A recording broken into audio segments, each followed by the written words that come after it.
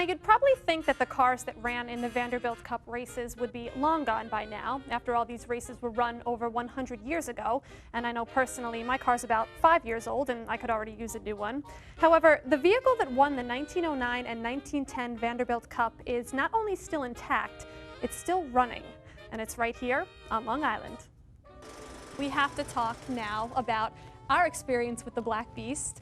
It's so amazing, and just looking at it on TV, you really can't get a feeling for what it's like in those cars. You know, from the minute I found out this car existed, it was my main goal in life to ride in this car. I had to ride in this car. It was just absolutely incredible. It's wonderfully terrifying. Right. If you can imagine, it's like strapping yourself into the newest roller coaster. You know it's going to be terrifying, but you want to go. Yes. But you want to go. But still, it's just the sheer feeling of the wind in your hair and the ground rushing past. I say this, and we're going 15 miles an hour. That was my first thought. I thought we were going 80 miles an hour, and I asked him, how fast are we going? And he said, 10 miles an hour.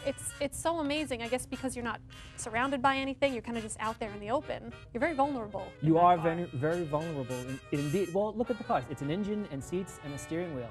The Black Beast has stood the test of time. I mean, it's been over 100 years since these races, and you have cars breaking down left and right nowadays. The fact that the Black Beast is still running is pretty amazing. It's just fantastic. It was everything I thought it was going to be. Take a look at our next chapter featuring the Black Beast, the winning car of the 1909 and 1910 Vanderbilt Cup.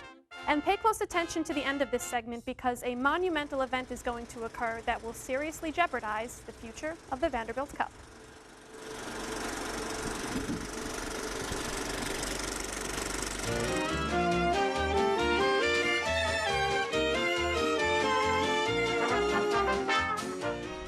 I'm here at 55 Lumber Road Garage in Roslyn, and I'm happy to be joined by Howard Kroplik, author, historian, and proud owner of living history of the Vanderbilt Cup races.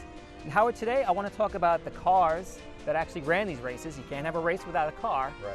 And today we are going to look at, what are we going to look at today? We're looking at the 1909 Alco Black Beast Race. This is the racer. This is the racer. This is the car that won the Vanderbilt Cup races in 1909 and 1910. And it's a historic car. It's one of the only Vanderbilt Cup race cars that is on the road today. Let's take a look at some of the differences between then and now. And the first thing I notice is there's two seats. There's two seats. It took two people to drive this car. It was the driver and the mechanician. The mechanician was the navigator. It also was very responsible for pumping the fuel. What were some of the dangers that the driver, the mechanician faced when they drove? Well, the biggest problem was the car turning over. You can see in this car there's no seat belts, and they felt it was safer to be thrown from the car. So you really didn't want to get pinned underneath this car. And again, stopping was always a bit of a challenge. Well, Howard, we've talked about the cars, but we need a race. It's a 30-mile track. How do you know who wins? These were time trials, so they would leave on 1 minute to 2 minute intervals, and it was really which car can complete 10 laps at a time. Now, there's a phrase that they use in racing today that I think stemmed from the Vanderbilt races, and that's pit stop. Yes. One of the first pits ever was in the Vanderbilt Cup races. That was in the 1908 race. These are actual pits? They were actually pits, and the servicemen were underneath the ground there, and they would service the cars. I guess also the time-honored tradition of the winner crossing the finish line. Yes, the first use of a checkered flag was in the 1906 Vanderbilt Cup race. With grandstand seating at a premium, the crowds filled every available space, jamming themselves to the edges of the course. It was a recipe for disaster. This is the first auto races they've ever seen in their lives, and invariably the crowds would go onto the course to view the cars. And unfortunately in 1906, one spectator went in the middle of the Jericho Turnpike and got hit by a car and was killed. Well, the future of the Vanderbilt Cup race is in question. Good thing Vanderbilt already had the answer. There you have it, that fatal accident on the course that will forever change automobile racing. Now, as you just saw in that segment, operating one of these vehicles wasn't as easy as steering a wheel and pressing a pedal. Let's take a look at some of my sit down with Bob to find out even more about these remarkable machines. Howard Kroplik, let's talk a little bit about him. He owns the Black Beast, and he's a big Vanderbilt Cup enthusiast.